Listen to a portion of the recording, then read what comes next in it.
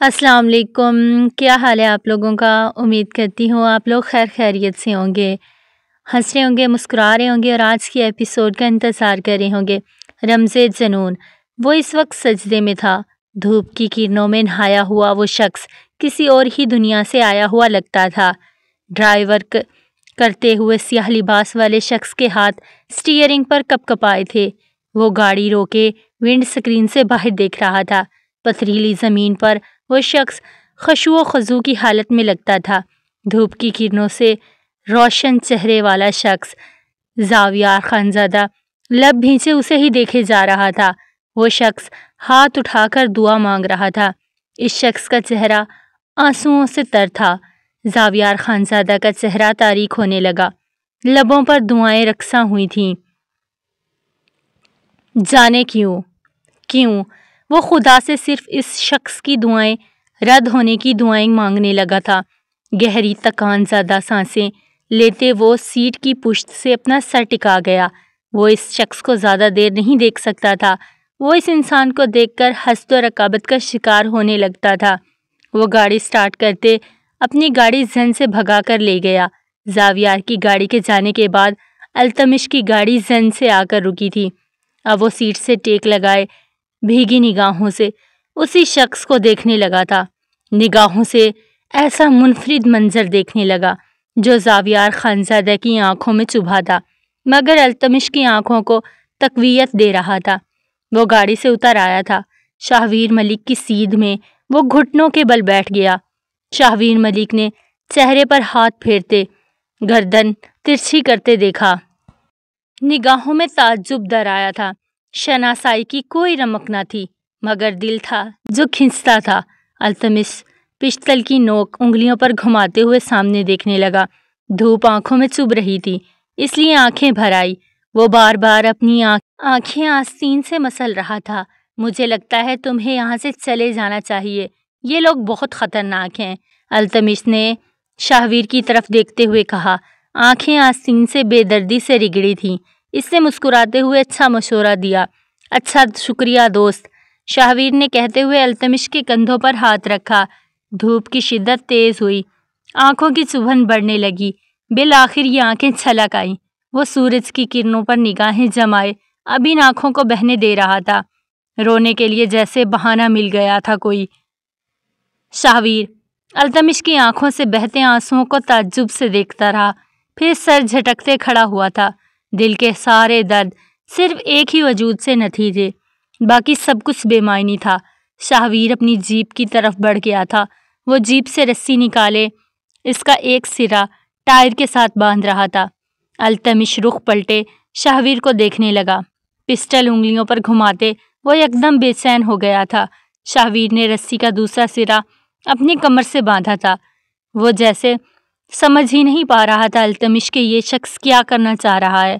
اس گہری میں کھائی میں اترنے لگا تھا وہ، جہاں ہر حد ختم تھی۔ التمش کی سانسیں رکی تھیں۔ یہ کیا کر رہے ہو تم؟ التمش اپنے حواس کھوتے اس کی طرف بڑھا۔ یہاں کسی نے زندگی کھوئی تھی اور میں نے اپنا سب کچھ کھو دیا تھا۔ مجھے یقین ہے اس کہانی کا انجام کچھ اور ہے۔ میرا عشق اتنی آسانی سے مجھ سے جدا نہیں ہو سکتا۔ وہ چٹانی دیوار کو جکڑے دھیرے دھیرے نیچے اتر رہا تھا۔ یہاں تمہیں کچھ نہیں ملے گا۔ التمش کی آواز خراش زدہ ہوئی تھی۔ وہ اپنے بھائی کو نیچے اترتے دیکھ کر بے سانس ہو چکا تھا۔ آنکھیں بری طرح جلنے لگیں۔ اوپر آؤ، وہ پاگلوں کی طرح چیخ رہا تھا۔ شاہویر رسی کے سہارے نیچے اترتے ہی جا رہا تھا۔ یکدم شاہویر کی جیپ ہلکی سی موو ہوئی۔ التمش کی سانسیں رک گئی تھی، رنگت نچڑ گئی، دھڑکنیں رک گئی تھیں۔ وہ تیزی سے جیپ کی طرف بڑھا۔ شاہویر جیپ کی ہینڈ بریک کھینچنا بھول گیا تھا۔ جیپ آہستہ آہستہ آگے بڑھ رہی تھی۔ التمش زمین پر لیٹے ٹائر کے گرد بندھی رسی کھولنے لگا۔ جیپ کے آگے بڑھنے سے وہ بھی گھسیٹتا ہی جا رہا تھا۔ جیپ اب تیزی سے کھائی کی طرف بڑھ رہی تھی۔ دیکھتے ہی دیکھتے جیپ کھائی سے نیچے گر گئی۔ زوردار دھماکہ ہوا اور التمش کی دردناک چیخ برآمد ہوئی تھی۔ اس چیخ میں سب کچھ جیسے کھو دینے کا خوف تھا۔ وہ رسی کا دوسرا سرا ہاتھ میں جکڑے زمین پر لیٹا تھا۔ کھائی سے آگ کے شعلے بلند ہونے لگے۔ رسی التمش اپنے مضبوط ہاتھوں سے لپیٹے سڑک پر لیٹا رہا۔ پورا وجود پسینے سے تر تھا۔ وہ بے حس و حرکت ہو چکا تھا۔ مرنا کسے کہتے ہیں اسے آج پتہ چلا، بلکہ شاہویر ملک اس کے لیے کیا تھا یہ بھی پتہ چلا۔ یہ بلند ہوتے آگ کے شعلے اس پر باور کروا رہے تھے۔ وہ جیسے اس آگ میں جل رہا تھا، زندگی ختم ہوتی لگ رہی تھی۔ وہ رسی کو مضبوطی سے ہاتھ پہ لپیٹے کھائی کی طرف بڑھنے لگا۔ اگر شاہویر نہیں تو وہ بھی نہیں۔ یہ احساس تو پہلے کبھی نہیں تھا۔ زاویار کے لیے وہ جان دے سکتا تھا، مگر زاویار کو کھونے کے غم سے وہ یوں بے احساس نہیں ہو سکتا تھا۔ وہ پسینے سے تر وجود کے ساتھ کھائی کی طرف بڑھا۔ نیچے دیکھا تو آگ کے شعلوں کے علاوہ اسے کچھ بھی دکھائی نہیں دے رہا تھا۔ شاہویر، وہ حلق کے بل چیخا۔ اس کی بلند و بانگ چیخیں ان پہاڑوں سے ٹکرا کر واپس اس تک پلٹنے لگیں۔ شاہویر، وہ پاگلوں کی طرح چیخ رہا تھا، ایسے ہی جیسے ایک مرتبہ زاویار خانزادہ چیخ رہا تھا جب اس نے اپنے بھائی کو کھویا تھا۔ آج التمش خانزادہ ویسے ہی چیخ رہا تھا۔ وہ رسی مضبوطی سے ہاتھ پر لپیٹے زمین پر گرے رونے لگا تھا۔ میرے بھائی شاہویر ملک، میری جان! وہ ایک ہاتھ سینے سے مسلتے زور زور سے رو رہا تھا۔ وفاؤں، جذبوں نے رخ بدل لیا تھا۔ کلام کی ہوائیں یکدم مخالف سمت چلنے لگیں۔ فضا، ہر منظر سب جیسے ساکن ہو گیا تھا۔ آخر یہ سب وہ خود غرض ظالم انسان دیکھ لیتا تو دوسری سانس نہ لے پاتا۔ سردار زاویار کے جسم سے سانسیں کھینچنے کے لیے کچھ منظر ہی کافی تھے۔ اسے مارنے کے لیے بندوقوں اور گولیوں کی ضرورت ہی نہیں تھی۔ شاہویر، میرے بھائی! چیخ چیخ کر التمش کا گلا بیٹھ گیا۔ وہ بچوں کی مانند بھلکتے ہوئے رو رہا تھا۔ وہ چیخ رہا تھا سب کچھ کھو دیا ہو جیسے، کچھ بچا نہ تھا۔ وہ رسی کو چھوڑنے کو بھی تیار نہ تھا۔ وہ پاگلوں کی طرح ہی چیخ رہا تھا، زور زور سے۔ وہ اسے کھینچ سے اب مزید اپنے ہاتھ پر لپیٹنے لگا۔ اسے کھچ سی پڑی تھی جیسے کوئی رسی کو کھینچ رہا تھا۔ یکدم اس کے بے چان وجود میں جان پڑی۔ وہ رسی کو اپنی کمر پر لپیٹنے لگا تھا۔ اسے موت تو ایسے لکھی تو ایسے ہی قبول تھی۔ وہ اپنے بھائی کو نہ بچا سکے تو ایسی زندگی پر 1000 بار لعنت۔ اب سیاہ اور سرمئی آنکھوں کو وہ خیر آباد کہہ چکا تھا۔ بستر مرگ پر پڑی اس کی ماں کے لبوں پر صرف ایک ہی نام تھا، اور وہ نام تھا شاہویر۔ آج اس کے لبوں پر بھی ایک ہی نام تھا، شاہویر۔ وہ تیزی سے آگے بڑھا، زوردار جھٹکا لگا۔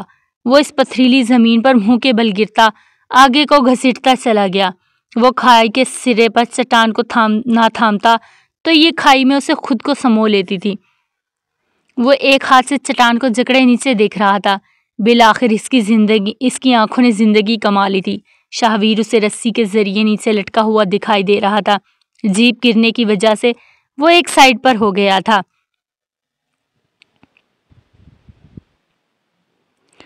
مگر آگ کے شعلے بھڑکتے اس کے جسم کو چھو رہے تھے۔ التمش ایک ہاتھ سے رسی کو اوپر کھینچنے لگا۔ شاہویر نے گردن اٹھائے اوپر دیکھا۔ تعلق نہ ہونے کے باوجود بھی کسی کو اپنے لیے جان کی بازی لگاتے ہوئے وہ اپنی آنکھوں سے دیکھ رہا تھا۔ وہ چٹانی دیوار میں ہاتھ ڈالتے رسی کے سہارے اوپر چڑھنے لگا۔ التمش خانزادہ کی سانسیں پھول رہی تھی۔ چہرہ آگ کی طرح سرخ تھا۔ ہاتھ اور بازو کی رگیں بھیج گئی تھی۔ زندگی اس وقت ایک ہی جان پر جیسے منحصر تھی، اور وہ تھا اس کا بھائی۔ ایک ہاتھ سے کھینچنے پر ایسے پوری قوت لگانی پڑ رہی تھی۔ وہ دانت پر دانت جمائے بیچ رہا تھا۔ رگیں کھینچ نہیں رہی تھی بلکہ کٹ رہی تھی۔ وہ اپنے بھائی کے لیے اپنی جان تک دے سکتا تھا، یہ اسے آج پتہ چلا تھا۔ وہ اپنی جان کی بازی لگائے اوپر کھینچ چکا تھا۔ وہ دونوں اس پتھریلی زمین پر لیٹے گہرے گہرے سانس لے رہے تھے۔ دونوں کے چہرے پر صرف ایک ہی تاثر تھا، اور وہ تھا خوف کا۔ کچھ وقت میں زندگی اور موت کے بیچ انہوں نے سفر طے کیا تھا۔ التمش زمین سے اٹھتے اپنی کمر سے رسی کھولنے لگا۔ شاہویر نے بھی اپنی کمر سے رسی اتار کر دور اچھال دی۔ دونوں آمنے سامنے کھڑے تھے۔ شاہویر اپنے اور اس کے بیچ کے تعلق کی کھوج لگانے کی کوشش کر رہا تھا۔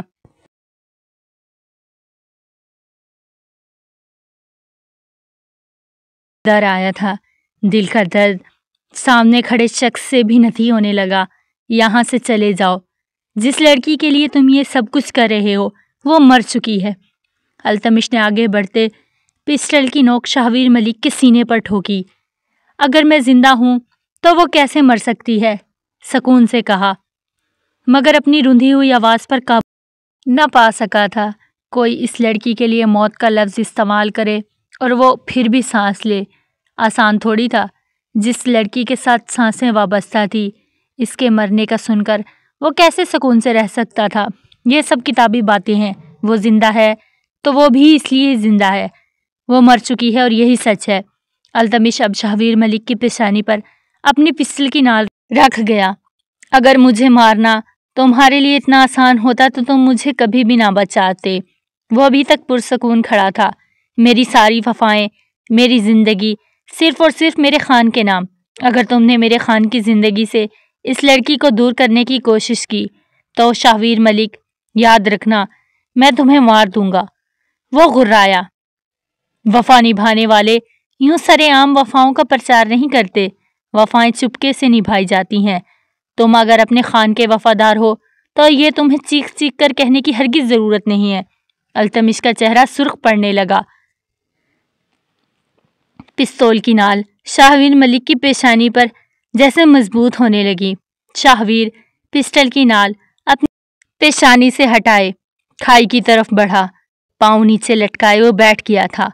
شاہویر، التمش کی پکار میں جیسے ڈر، خوف، اضطراب سب کچھ تھا جو میجر شاہویر محسوس کر چکا تھا۔ اب تو عائش ملک کے ساتھ ساتھ اس تعلق کی بھی کھوج لگانی تھی۔ اس شخص کا تعلق بھی دل سے تھا۔ دل نے درد سے کرہاتے ہوئے جیسے اسے سب بتا دیا تھا۔ شاہویر پرنم سا ہنسا تھا۔ عائش کے بعد وہ کسی اور سے بھی جڑنے لگا تھا۔ پہاڑ کی فضائیں آزردہ ہوئی تھیں۔ دل سے جڑنے والے یہ شخص کسی اور کی ملکیت تھے۔ چلے جاؤ یہاں سے، خان اچھا آدمی نہیں ہے۔ اس نے جیسے اسے ڈرانے کی بھرپور کوشش کی تھی۔ زاویار خانزادہ وہ نام ہے، وہ انسان ہے جو خود کے لیے بھی بہت عذاب ہے، اپنے لیے ہی موت ہے۔ وہ انسان، وہ دوسروں پر بھی رحم نہیں کھاتا۔ شاہویر سر جھٹکتے ہنسا تھا۔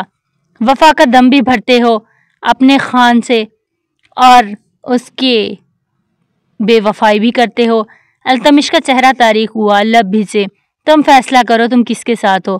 شاہویر نے گردن ترچھی کرتے التمش کی طرف دیکھا۔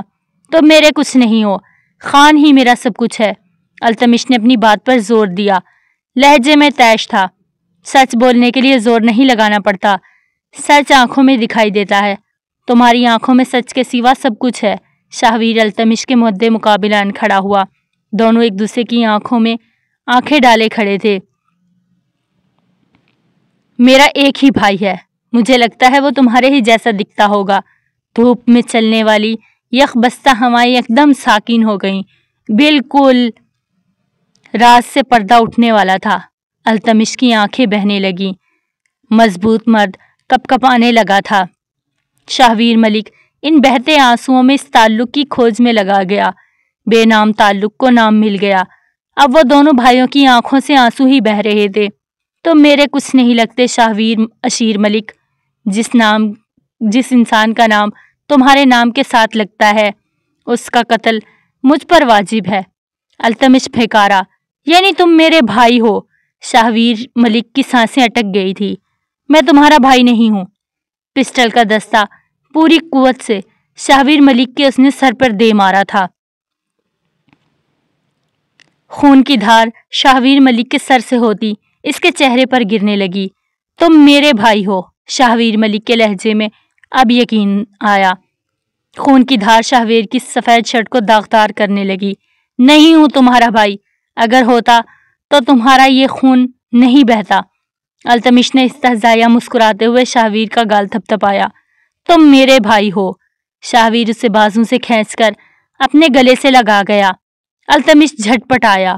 خون کی کشش تھی، کیسے نہ خود سے روکتی۔ محبت اسے باندھنے لگی، وہ بے دم سا ہونے لگا۔ تم میرے بھائی ہو؟ شاہویر نے اس کا کندھا چوما۔ التمش کی مزاحمت تھم گئی تھی، بالکل ساکت۔ تم میرے بھائی ہو؟ شاہویر جیسے جادو ٹونا التمش پر کر رہا تھا۔ جادو ٹونا چل گیا۔ التمش بے بس ہو گیا، اپنے بازو وہ شاہویر کے گرد باندھ گیا۔ اتنی مضبوطی سے بازو باندھے شاہویر بھی اس حصار کو نہ توڑ سکتا تھا۔ تم میرے بھائی ہو، شاہویر ملک رو رہا تھا۔ میں تمہارا بھائی نہیں، مجھے تم نے کبھی نہیں ڈھونڈا، تم نے۔ التمش اب شکوہ کر رہا تھا۔ پتہ ہی نہیں تھا یار، جب پتہ چلا اپنے ہی مسئلوں میں الجھ گیا۔ کندھا چومتے اب کی بات جیسے اس نے عذر پیش کیا۔ مورے نے بہت یاد کیا تمہیں۔ التمش اب پھوٹ پھوٹ کر رو رہا تھا۔ میں نے بھی انہیں ہمیشہ یاد کیا۔ شاہویر ملک کے آنسو تھم چکے تھے۔ جو مل جائے وہ اس پر قناعت کرتا تھا اور جو کھو جائے اس پر صبر کرتا تھا، مگر جو چھن جائے اور اسے چھین لیتا تھا وہ۔ دونوں بھائی ایک دوسرے سے الگ ہوتے جیسے اپنے اپنے جذبات چھپانے کی کوشش کرنے لگے۔ وہ رخ موڑ گئے اپنی اپنی جذبات پر۔ اب دونوں شرمندہ تھے، آستین سے آنکھیں رگڑتے دونوں کی ہی آنکھیں سرخ تھیں، مگر جذبوں نے پھر سے ان دونوں کو رسوا کر دیا تھا۔ دونوں جلدی سے پھر سے ایک دوسرے سے لپٹ پڑے تھے، آنسوؤں سے شانے بھیگتے رہے۔ یہ منظر یہاں کی رت کو ذرا نہ بھایا۔ یہاں کی فضا، درخت، ہوائیں سیاہ آنکھوں والے مرد کی ہمیشہ وفادار رہنے والی تھیں۔ وہ اپنے گھر کا سبز رنگ کا زنگ آلود دروازہ کھولتے اندر داخل ہوا۔ اپنے کمرے میں داخل ہوا تو وہ رضائی اوڑھے سو رہی تھی۔ ایک نگاہ اسے دیکھا تھا اور کمرے سے نکل آیا۔ باورچی خانے میں داخل ہوا تو ہر طرف برتن بکھرے ہوئے تھے، چولہے پر رکھے ہوئے کڑھے میں، دودھ کے پتیلے میں۔ بلی منہ ڈالے پی رہی تھی۔ التمش کو دیکھتے وہ بلی باورچی خانے سے بھاگ گئی۔ وہ لب بھینس کر رہ گیا تھا۔ باورچی خانے میں گندے برتنوں کا ایک ڈھیر لگا تھا۔ سوکھے روٹی کے ٹکڑے بکھرے تھے۔ آٹا وہ صبح گوندھ کر گیا تھا، وہ بھی گھلا پڑا تھا۔ یہ بلی کہاں کہاں منہ مار کر گئی ہے وہ اندازہ کر سکتا تھا۔ رزق کا اتنا ضیاع، التمش کا خون کھولنے لگا۔ اپنے جیسے کسی سردار سے میرا نکاح کر دیتے، میرے ہی گارڈ سے میرا نکاح نوکر سے کیوں نکاح کیا؟ زمر کے لفظ سماعتوں میں زہر کی طرح ٹپکے۔ التمش نے پتیلے کو ٹھوکر ماری۔ دودھ سے بھرا پتیلا زمین پر الٹ کر جا گرا تھا۔ اس کا پورا جسم تناؤ سے بھر گیا تھا۔ پتہ نہیں یہ لفظوں کا بوجھ تھا یا پھر رشتوں کا بوجھ، مگر اس کی سوچ کا زاویہ بدل رہا تھا۔ وہ مزید ان بہن بھائیوں کی چاکری نہیں کر سکتا تھا۔ دل تھا کہ بھر گیا تھا۔ اب نہ سنہری آنکھوں کی کشش اپنی طرف کھینچتی تھی اور نہ ہی سیاہ آنکھوں کے گرد سر جھکانے کو دل کرتا تھا۔ وہ غصے سے کمرے سے باہر نکل آیا۔ رضائی زمر خان کے وجود سے کھینچ کر زمین پر پھینکی۔ زمر نے نیند سے بھری آنکھیں کھولتے اسے دیکھا تھا، پھر بے رخی سے اپنے بازو آنکھوں پر رکھ لیے۔ نیند سے زیادہ سامنے کھڑا شخص ذرا پیارا نہ تھا، بلکہ پیارا بالکل ہی نہ تھا۔ محبت جو ہوئی تھی وہ اس مرد کے حالات کھا گئی تھی، اس لیے وہ اس مرد کی سرخ آنکھوں پر لعنت بھیجتے کروٹ لے گئی۔ التمش کا سارا خون چہرے پر سمٹ آیا تھا۔ التمش نے بازو سے جکڑے اسے ایک جھٹکے سے بٹھایا۔ کون مر گیا ہے؟ وہ چیخی۔ تم مر گئی ہو۔ وہ بھی حلق کے بل چیخا تھا۔ زمر نے بے یقینی سے اسے دیکھا۔ وہ غصہ کرتا تھا مگر ایسے تو نہیں چیختا تھا۔ یہ تم کیا کہہ رہے ہو؟ یہی کہ تم ایک سردار کی بیوی نہیں ہو، ایک غریب سے عام سے انسان کی بیوی ہو، اس لیے ملکہ عالیہ بستر کو چھوڑ کر یہاں کی عورتوں کی طرح کام کریں۔ زمر کی رنگت گہری سرخ ہو گئی تھی۔ غصے سے التمش کو دیکھا۔ اٹھو، کھانا لاؤ میرے لیے۔ اس نے زمر کو بازو سے جکڑے کھڑا کیا، خود بوٹوں سمیت بستر پر دراز ہوا۔ اللہ پوچھے گا تم سے التمش، بوٹوں کو اتارو گی؟ اور یہاں میں سوتی ہوں۔ رضائی کے اوپر التمش کو بوٹوں سمیت براجمان دے کر زرمش کو غش آیا تھا۔ بکواس بند کرو، میرے لیے کچھ کھانے کو لے کر آؤ، ورنہ میرے بوٹ تمہیں ہی اتارنے پڑیں گے۔ وہ تکیہ سر کے نیچے ایڈجسٹ کرتے زمر کو گھورنے لگا۔ کر ہی نہ دوں تمہارے سارے کام۔ وہ نحوست سے بولتے صوفے پر جا بیٹھی۔ زمر، وہ حلق کے بل چیخا۔ زمر خان بدحواس ہوتے کھڑی ہوئی۔ کیا ہوا ہے تمہیں؟ زمر یکدم روحانسی ہو گئی تھی۔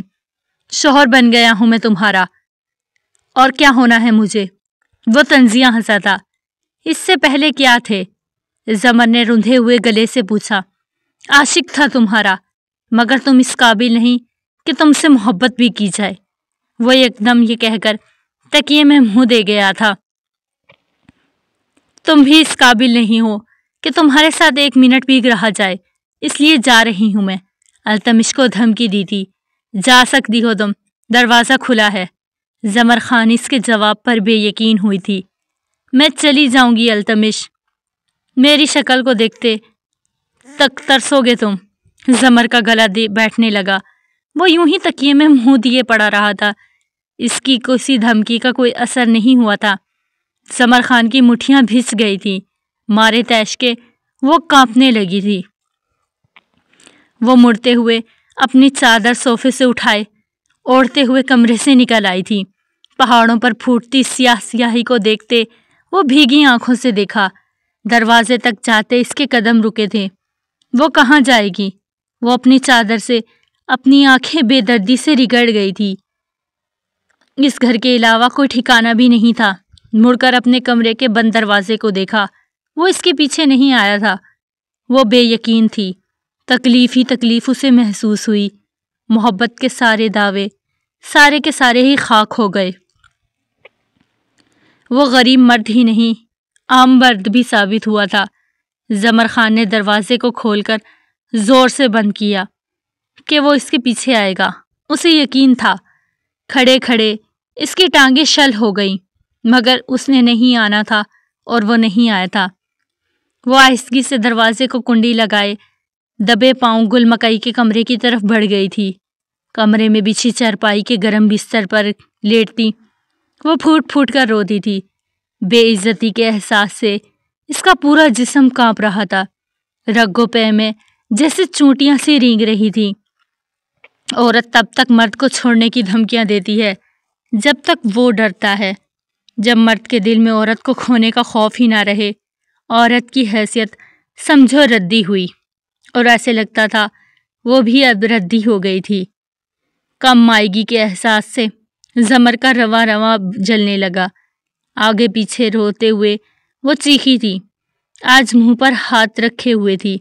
وہ نہیں چاہتی تھی کہ اسے پتہ چلے وہ کہیں نہیں گئی۔ ختم ہو گیا چاہ اس گھر کو چھوڑ کے جانے کا۔ زمر بیوی۔ زمر خان نے سیدھے ہوتے اسے دیکھا۔ وہ دیوار کے ساتھ ٹیک لگائے سگریٹ کے کش لے رہا تھا۔ زمر کی نگاہوں کی کاٹ بڑھنے لگی۔ صبح ہوتے ہی چلی جاؤں گی، اس وقت اندھیرا ہے۔ وہ اپنے آنسو صاف کرتے گھٹنے سینے سے لگا گئی تھی۔ ٹھیک ہے، چلی جانا، میں تمہیں خود حویلی چھوڑ کر آؤں گا، باہر رک کر تمہارا انتظار بھی کروں گا۔ وہ اس کے قریب آتے اس کے آنسو اپنی انگلیوں کے پوروں سے صاف کرنے لگا۔ دل ہمیشہ ان سرمئی آنکھوں کا غلام رہنے والا تھا۔ کیوں کرو گے انتظار جب مجھے چھوڑ ہی دینا ہے تو؟ شکوہ کی نگاہوں سے دیکھتے التمش کو دونوں ہاتھوں سے دور دھکیلا۔ تمہارے گھر والے تمہیں دھکا دے کر نکالیں گے، آؤ گی تو پھر میرے پاس ہی۔ وہ اس کی کمر میں ہاتھ ڈالتے اسے اپنے قریب کر گیا تھا۔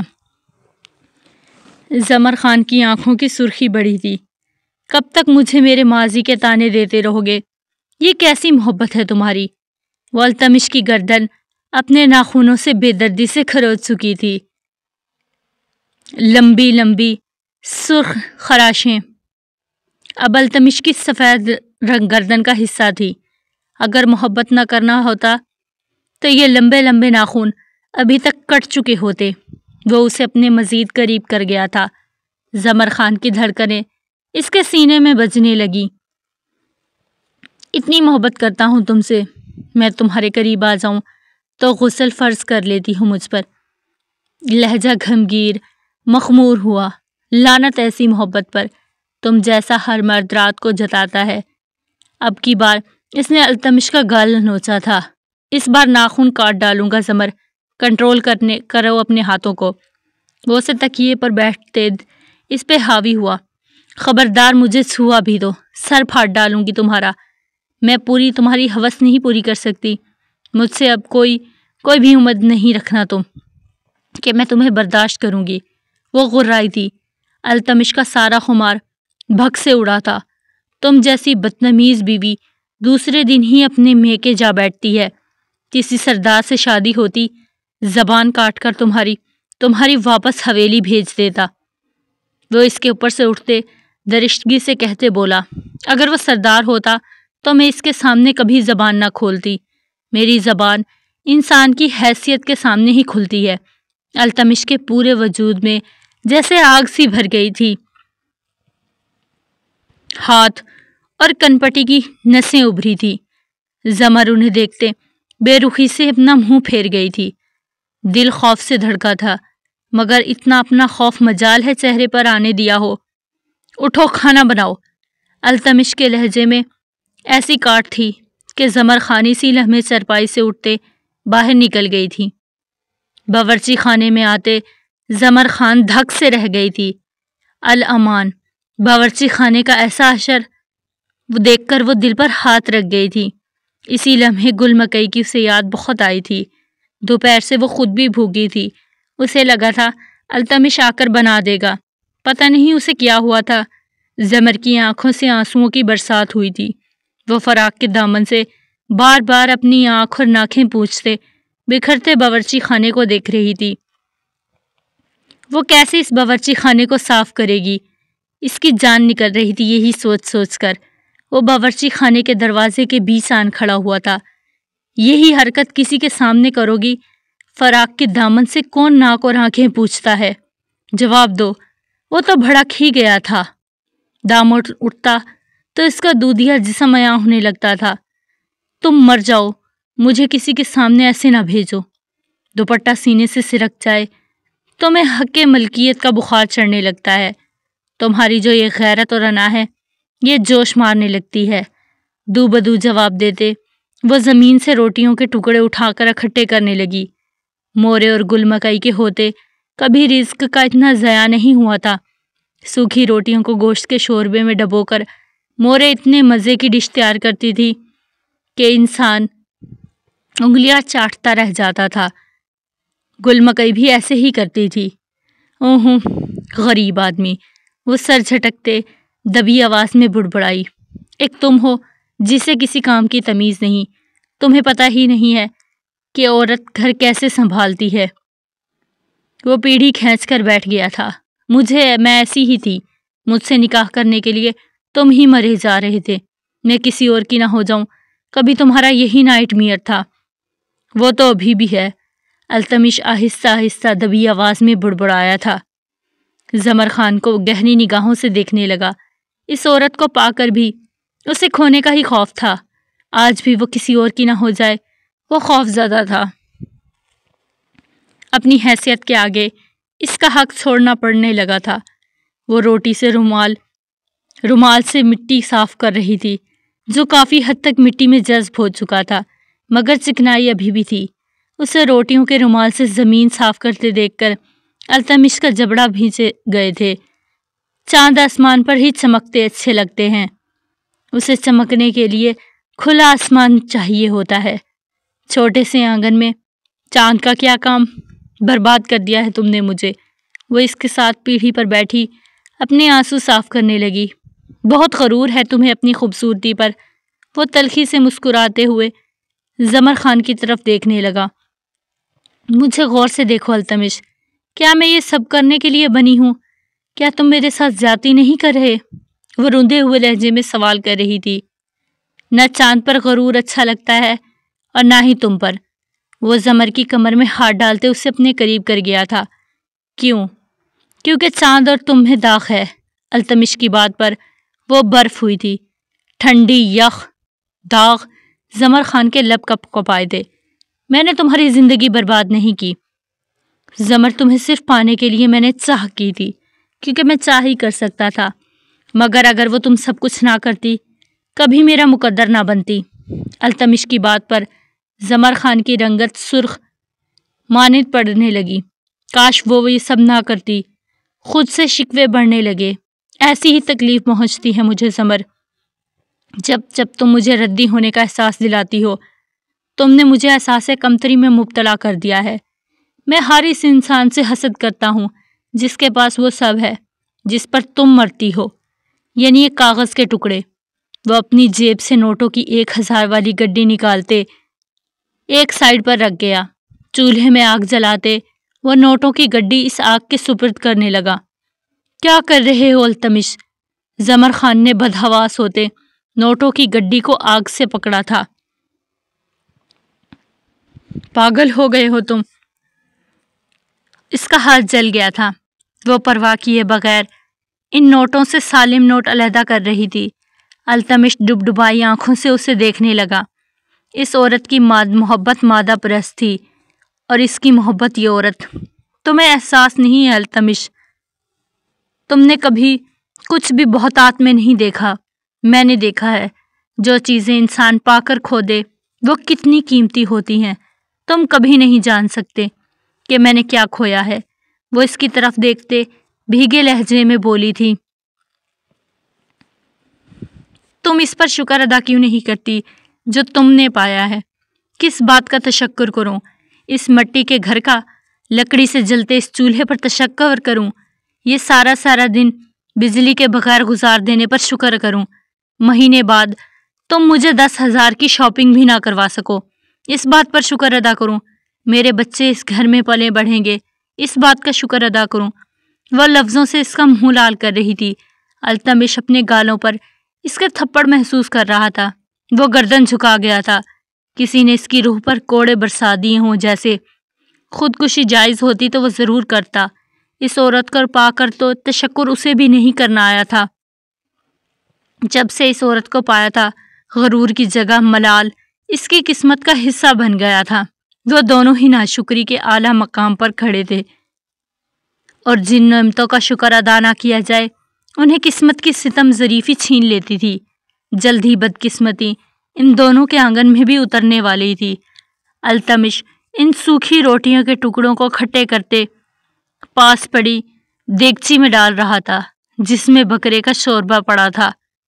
دیگچی آگ کے چولہے پر رکھے وہ اس میں چمچ ہلانے لگا۔ زمر جلتی آگ پر اپنی نگاہیں جما گئی تھی۔ میں یہ نہیں کھاؤں گی، بھیگی آواز میں کہا۔ تم یہی کھاؤ گی؟ دو ٹوک انداز۔ سرمئی آنکھوں والی عورت خاموش ہو گئی تھی۔ نخرے جب تک پورے کیے جائیں تب تک ہی عورت کرتی ہے۔ یہ مرد بدل رہا ہے۔ اس مٹی کے گھر میں رہنا اب اور بھی مشکل ہو گیا تھا۔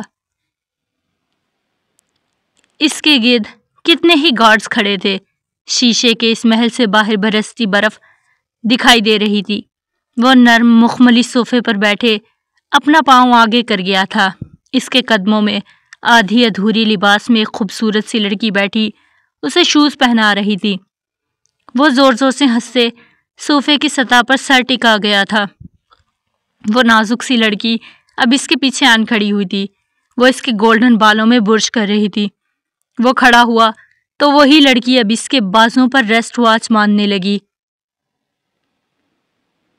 اس لڑکی نے اسے کوٹ پہنایا تھا۔ سیاہ پینٹ کوٹ میں وہ کسی شہزادے سے کم نہیں لگ رہا تھا۔ نگاہ اٹھا کر دیکھ لے تو تلسم باندھ لے۔ وہ لڑکی سر کو جھکاتے اس کے سامنے ہاتھ باندھے کھڑی ہو گئی تھی۔ اس کے باقی آدمی بھی ہاتھ باندھے کھڑے ہو چکے تھے۔ وہ ہنستے ہوئے گلاس ونڈ سے گرتی برف دیکھ رہا تھا۔ سردی کی شدت بڑھ رہی ہے۔ وہ ہنستا ہی جا رہا تھا۔ پھر کچھ یاد آیا تو اس کی آنکھوں میں تفکر ابھرا تھا۔ سموئل، اس لڑکی کی اچھی خاطر تواضع ہو رہی ہے نا؟ وہ پریشان لگتا تھا۔ جی باس، ویسے ہی جیسے تہہ خانے میں آئے ہر مہمان کی ہوتی ہے، سموئل نے انگریزی میں جواب دیا۔ سموئل کے گال پر زوردار سکے کی ضرب لگی تھی۔ سموئل کراہتے ہوئے زمین پر گر گیا تھا۔ رچرڈ اسے اٹھا کر گھوڑوں کے استبل میں ڈال دو۔ 2 دن یہ وہاں رہے گا۔ اگر یہ سردی سے بچ گیا تو اسے گولی سے مار دینا۔ وہ حکم دیتے تشویش سے اپنی انگلیاں کنپٹی پر پھیرنے لگا۔ سموئل اس کے پیروں میں گرا، زندگی کی بھیک مانگنے لگا۔ وہ ہنسا تھا، جھک کر سموئل کے بالوں میں ہاتھ پھیرا۔ جب جب یہ مرد ہنستا تھا سب روتے تھے۔ سموئل بھی رونے لگا تھا۔ وہاں کھڑے اس کے آدمی بھی رونے لگے تھے۔ اگلے ہی پل ایک زوردار ضرب کی گونج اور سموئل گلاس ونڈ سے باہر لان میں پڑا تھا۔ گلاس ونڈ کا شیشہ ٹکڑے کمرے میں بکھر گئے تھے۔ باہر سے آتی یخبستہ ہواؤں سے کمرہ برف ہونے لگا۔ اب سب دم سادے کھڑے تھے۔ وہ لڑکی اتنے دنوں سے تہہ خانے میں ہے۔ وہ پریشانی سے کمرے کے چکر لگا رہا تھا۔ پاس کھڑے اس کے آدمی حیران ہوتے ایک دوسرے کو دیکھ رہے تھے۔ ان کا باس اتنے دنوں بعد اس لڑکی کے لیے متفکر ہوا تھا۔ وہ کمرے سے نکل آیا۔ اس کے پیچھے پیچھے اس کے درجنوں گارڈ بھی بڑھ گئے تھے۔ وہ شیشے کے اس محل کے زینے اتر رہا تھا۔ اس کے گارڈز بھی اس کے پیچھے تیزی سے اتر رہے تھے۔ وہ اب اپنی بیسمنٹ کی سیڑھیوں سے اتر رہا تھا۔ اس لڑکی کی اتنی فکر پر اس کے گارڈز بے حد پریشان تھے۔ بوٹوں کی ٹک ٹک اس محل کے بیسمنٹ میں گونجنے لگی۔ ایک کمرے میں بیٹھا وجود ساکت ہو گیا تھا، بالکل شل، بے حس و حرکت۔ دروازے پر لاک گمانے کی آواز اس نازک وجود نے سنی۔ پھر ایک فائر ہوا تھا۔ وہ خوف و ہراس سے بالکل ہی جامد ہو گئی تھی۔ اس سے لنزادہ برف جیسے کمرے میں اترتی سیڑھیوں پر اس نے لڑکی نے نگاہ کی۔ اسے سیاہ بوٹ دکھائی دیے تھے صرف۔ وہ لڑکی سہمی نگاہوں سے اس کے بوٹوں کو دیکھ رہی تھی۔ اس کی طرف دیکھنے کی ہمت ہی نہ تھی۔ وہ اس لڑکی کے سامنے آن کھڑا ہوا تھا۔ روشنی میں اب دونوں ایک دوسرے کو دیکھ سکتے تھے۔ اس لڑکی کی نگاہیں صرف اس کی آنکھوں پر ہی ٹھہر گئی تھی۔ اس میں خوف و ہراس مزید گہرا ہوا اور اس کی نگاہیں اس لڑکی کے سنہرے بالوں پر آن ٹھہری تھی۔ وہ لڑکی پھٹی ہوئی رضائی اپنے وجود پر اوڑھ گئی تھی۔ اس آدمی نے پیچھے مڑ کر اپنے گارڈز کو ایک نظر دیکھا تھا۔ جاؤ یہاں سے، اس کے حکم پر سب گارڈز پلٹ گئے تھے۔ وہ کرسی گھسیٹ کر اس لڑکی کے قریب بیٹھا۔ گدے پر بیٹھے روشنا خان کی آنکھیں سکڑی تھیں۔ وہ پیچھے کو سرکی تھی۔ اس مرد نے پینٹ کی جیب سے ایک رومال نکال کر اپنے ہاتھ پر باندھا۔ روشنا کو بازو سے پکڑے اپنے قریب کیا۔ اس کی آنکھیں روشنا خان کی سفید گردن پر پڑی جہاں زخم تھے۔ یہ کیا ہوا ہے؟ اس نے جھکتے ہوئے روشنا خان کی گردن پر انگلی رکھی۔ روشنا خان مزید تیزی سے پیچھے ہوئی۔ دیکھو میرے ہاتھ پر رومال بندھا ہے، تمہیں میں چھو نہیں رہا، اس نے مسکراتے ہوئے وضاحت دی تھی۔ روشنا خان کے خوف میں مزید اضافہ ہوا۔ اب وہ اپنے دوسرے ہاتھ میں بھی رومال لپیٹ رہا تھا۔ روشنا کو بازو سے جکڑے اپنے قریب کیا، اس کی گردن پر لگے زخم کو چھوا۔ روشنا کی چیخ برآمد ہوئی تھی۔ گردن کے زخم پر وہ چھوٹے سے چاقو سے کٹ لگا چکا تھا۔ Welcome to devil wonderland. وہ ہنسا تھا اور ہنستا ہی چلا گیا تھا۔ روشنا خوف سے آنکھیں بھی نہ جھپک سکی تھیں۔ اسے یہ زخم کس نے دیا؟ وہ کھڑے ہوتے پوچھ رہا تھا۔ رچرڈ آگے آیا۔ بیسمنٹ میں گولی کی آواز سنائی دی اور خون کی بو پھیل گئی۔ روشنا ساکت و صامت ہو گئی تھی۔ ڈیول نے گردن ترچھی کرتے روشنا کو دیکھا۔ ڈرو مت، یہ لوگ مرنے کے لیے ہی اس دنیا میں آئے ہیں۔ میری مہمان کو ایسے جانوروں کی طرح ان لوگوں نے کیسے ٹریٹ کیا؟ وہ ہنستے ہوئے روشنا خان کے قریب آیا۔ روشنا خان نے اس کے آدمیوں کو روتے ہوئے ہی دیکھا۔ جب جب میں ہنستا ہوں یہ سب روتے ہیں، تم بھی رو نا۔ وہ کرسی پر بیٹھتے عاجزی سے درخواست کر رہا تھا۔ روشنا کی آنکھیں، سنہری آنکھیں مزید پھیل گئی تھی۔ رونے کو کہا ہے مگر تم تو اپنی آنکھیں ہی کھولتی جا رہی ہو، پھٹ جائیں گی۔ اس نے قریب ہوتے سرگوشی کی۔ روشنا خان دیوار میں سمائی۔ دیکھو میرے ہاتھ پر رومال بندھا ہے، تمہیں کبھی میں چھوؤں گا نہیں۔ وہ اپنے ہاتھ اسے دکھا رہا تھا۔ روشنا چکراتی نگاہوں سے اسے ہی دیکھ رہی تھی۔ اسے اس انسان سے بے حد خوف محسوس ہوا۔ اگلے ہی پل وہ بے ہوش ہو چکی تھی۔ ایک تو یہ لڑکیاں بہت نازک ہوتی ہیں، گردن جھکائے وہ افسوس سے کہہ رہا تھا۔ اب زمین پر بیٹھا روشنا خان کی گردن کو بغور دیکھ رہا تھا۔ زخم پر ٹانکے لگانے کی ضرورت تھی۔ I want thread and needle. Devil کے حکم پر اس کے گارڈز نے فوراً حکم کی تکمیل کی۔ وہ پنجوں کے بل بیٹھا تھا۔ خون آلود اس تہہ خانے نے سانسیں روک لی تھی۔ وہ جھکا، رشنا خان کی سکین میں ٹانکے لگا رہا تھا۔ وہ بے ہوشی کے عالم میں کرہا رہی تھی۔ وہ اپنا کام مکمل کرتے کھڑا ہوا۔ اس لڑکی کو آئندہ کسی نے زخم دیا یا اس کے ساتھ برا سلوک کیا، ڈیول اسے دوسرا سانس نہیں لینے دے گا۔ یہ ہوش میں آئے تو اسے اچھا سا کھانا کھلا دو۔ اس بیسمنٹ میں ہیٹر کا انتظام کرو۔ وہ حکم دیتے سیڑھیاں چڑھنے لگا۔ اس لاش کی صفایا کرواؤ، لڑکی ہے، ڈر جائے گی۔ رک کر اپنے آدمیوں سے کہا۔ ایک نظر رشنا کے بے ہوش وجود کو دیکھا، پھر زینے اترنے لگا۔ اس کے بے ہوش وجود پر اس نے رضائی ڈالی تھی۔ اس بیسمنٹ میں کیمرے لگے ہیں، آگے تم سب سمجھدار ہو۔ وہ ہنسا تھا۔ اس کے گارڈز رونے لگے تھے۔ وہ ہنستے ہوئے پھر سے زینے چڑھنے لگا۔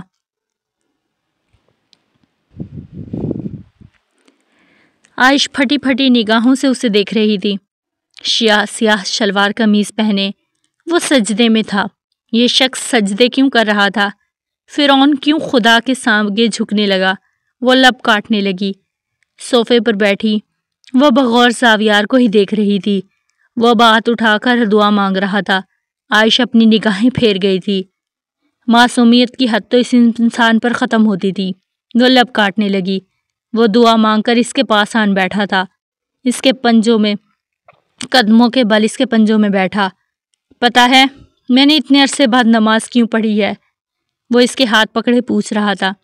عائش بے اختیار نفی میں سر ہلایا۔